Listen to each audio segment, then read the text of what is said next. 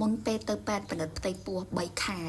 ពិនិត្យមើលអាកម្រាស់កញ្ចឹងកកូនណាថាកូននេះមានការជំងឺអាដាមស៊ីត្រូនអត់ចឹងខ្ញុំត្រូវរៀបចំដាក់ទឹកពីផ្ទះទៅហើយបន្ទាប់មករៀបចំលុយហ្នឹងទៅដាក់ទៅច្រើនតែគ្មានបានចាយទេចាដោយសារខ្ញុំប្រើបសស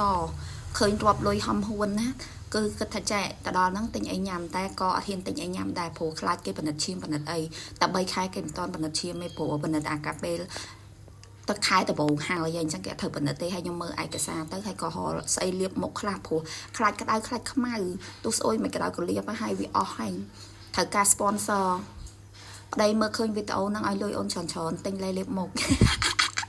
អូននិយាយទៅកំសត់ណាជីវិតយើងណាទោះចាញ់កូនមិននិយាយមែនខ្ញុំចាញ់កូនខ្លាំងខ្ញុំស្រកគីឡូខ្លាំងមែនតើហ្មងពី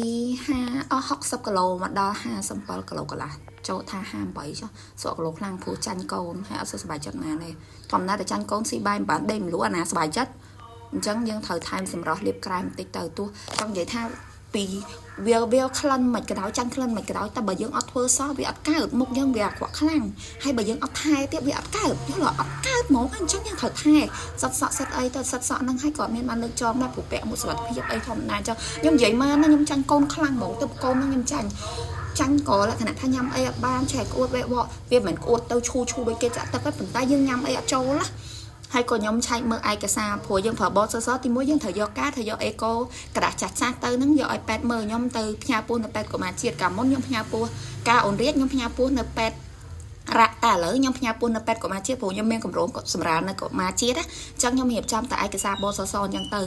ហើយមិនបាច់សួរថាថៃបានផ្ញើពោះនៅប៉ែតរដ្ឋហើយមិនក៏សម្រាប់នៅប៉ែតរដ្ឋដោយសារចិត្តផ្ទះចង់សម្រាប់នៅហ្នឹងហើយខ្ញុំក៏រៀបចំទៅចងខ្សែបូចងអីអូចងខ្សែបូចងខ្សែបូកយីហើយនិយាយមែនអាខ្សែបូចំហៀងហ្នឹងអត់មានចងទេហើយខ្ញុំពាក់កបោអញ្ចឹងយើងត្រូវពាក់ឲ្យពីក្រៅព្រោះជៀសវាងពួកអាចោពួកអាក្រជាងយើងវាឆក់អីជួនកាលចោលវាមានជាងយើងព្រោះជាតូល្អជាងយើងហើយមួយទៀតខ្ញុំទៅរកបៃជើង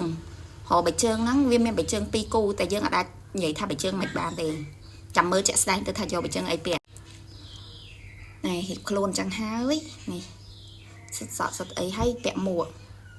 ដូចខ្ញុំនិយាយចឹងខ្ញុំពាក់មួកសុវត្ថិភាពការពារហើយមិនបាច់សួរតែថៃបានណែស្បែកជើងហ្នឹងវាមាន2យើងអាចពាក់អាបជើងកែងក្រាស់ចឹងនឹងបានទេដោយសារយើងពោះធំអញ្ចឹងយើងពាក់ជើងកែងរៀបទៅហើយទឹកអីយើងរៀបមើលហើយមើលផងពេលមុនជិះម៉ូតូត្រូវមើលសាំងម៉ូតូឲ្យមែនតែនកុំឲ្យអស់សាំងម៉ូតូ